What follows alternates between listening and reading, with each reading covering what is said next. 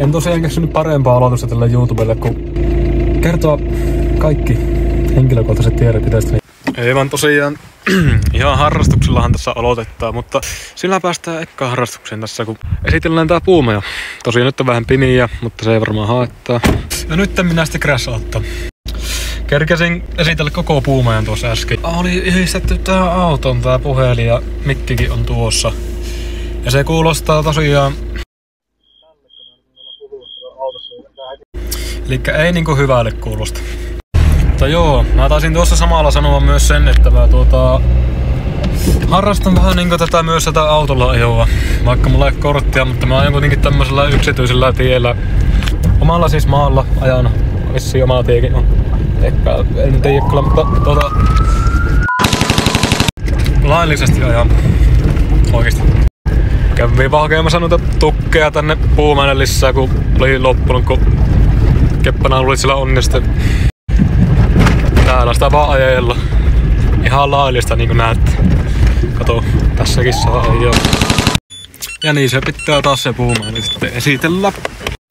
Täällähän ei näe sitten yhä mitään, mutta kunhan tarpeeksi lähelle mennään, niin sieltä ilmestyy sitten jotain. Kaksihan näköjään ilmestyi tämä nuotiopaikka, mikä on oikeastaan uusin. Tässä tähän on tullut tekonormi tänä kesänä ja sitten tähän tämmönen betonirinkula tuoltiin ja sitten tähän kiviä tällä ympärillä ja jne. Maalasin nuo seinät tuosta tässä vasta ja täällä onkin sitten ihan mukava tunnelma. Puumajakyltti on ja täällä on tämmönen pikku katos, mikä ei pidä vettä. Tuolta pääsee vettä tulemaan ja tuossa voi pelata korttia, kun sattaa vettä, mutta ei kuitenkaan voi, kun tuolla tulee niskaan vedet.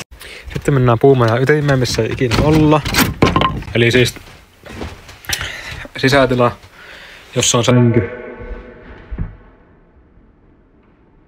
Ja siinähän se olikin. Laitetaanpa tuo nuotio pystyyn, niin päästäänpä sitten noihin muihin harrastuksiin vähän se. Ui, että. No siinä on pino ja sitten vielä no niin, unohtuuko sekin? Tulitikut löytyy.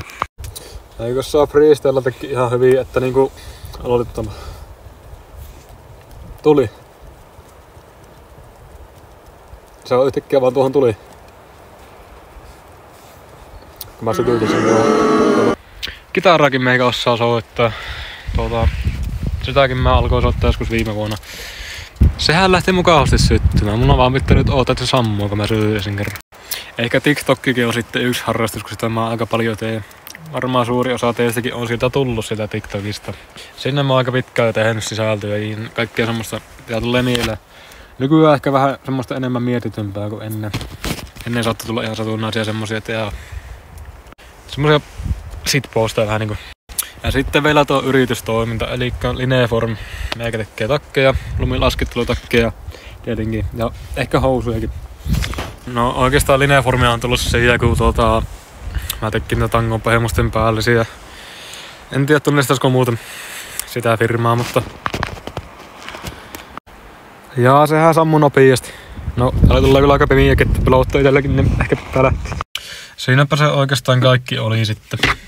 Jos olette vähän lisää tutkia kuka meikä on, niin menkää TikTokista katsomaan Johanna Emmet.